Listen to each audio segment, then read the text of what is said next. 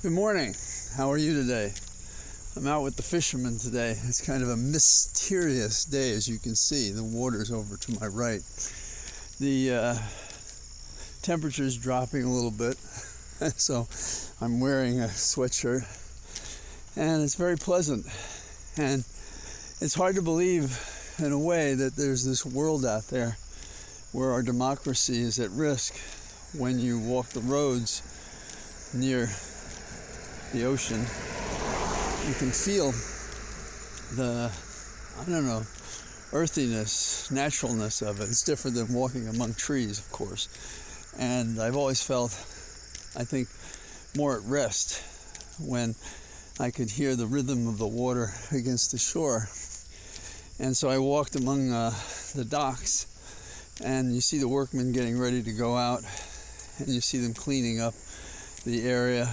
And there's something about the industry that's so basic and so American. And it may be because my dad was a workman, and I think what I do when I'm making briefs and writing things, I feel I'm a workman in that context. I don't know.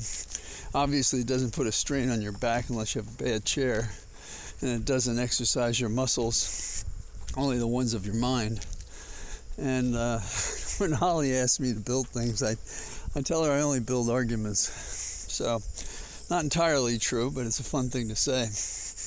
In the category of arguments, we have, I don't know if it's a false or a true hope, we have 40 subpoenas that have issued in connection with the Trump investigation, 2 requests for cell phones, and Bernard Kerik is among those that they're after. And if you may remember, he was at the War Room on the day of January the 6th, and he and Rudy and others had chosen this Washington, D.C. hotel as their launching off point, and you've seen pictures of Roger Stone in front of it. Again, this is more than talk, but less than action in the sense of going forward.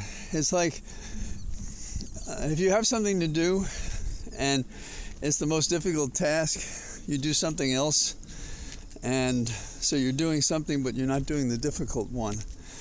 And my theory is that early in the morning, when your mind is fresher, is really a good time to take on the hard stuff, the stuff that really commands your attention and your ability to study a situation. And by that standard, we're approaching 2 years before we got involved in this investigation. The trail is ice cold.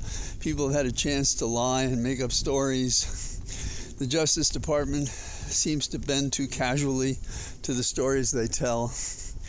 Doesn't fight the court when it's suspect. These are little things that, like in the butterfly effect, can amount to a major tragedy. And so those are my concerns. I want to be overcome and surprised that Garland grows a pair and does something. But the character of the man, and I'm not saying he's corrupt, but he's weak. And we need a strong leader in the Attorney General's office, and we don't have one.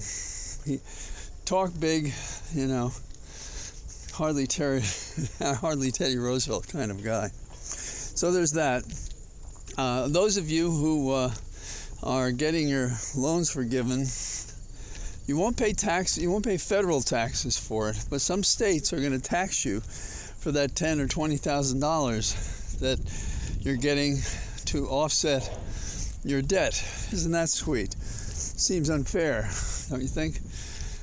If you're going to really get $10,000, you should really get $10,000. But we'll see. That's not dead yet. There'll be legislation, hopefully, that will cure that problem. On to Roe v. Wade. It continues to be the most amazing, complex Gordian knot facing the nation. I think it affects all women, whether they are childbearing or care to or not, because they're bound together in a denial of their identity as women having dominion over their bodies, whether or not today or tomorrow they'd have to face the question of an unwanted pregnancy, that a daughter, a sister, a friend, a spouse may face this problem. And one of the questions is geographic. That is, where is your clinic? And there was a clinic in Bristol, Tennessee, and that clinic closed and moved down the road across the state line to Bristol, Virginia, where abortions are fine as a matter of law.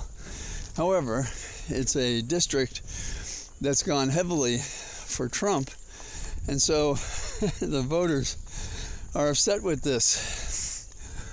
What kind of person cares what another person does with their own body?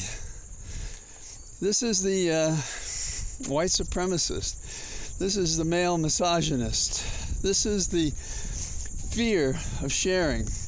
In this case, perhaps power, equality, opportunity. What is wrong with these people?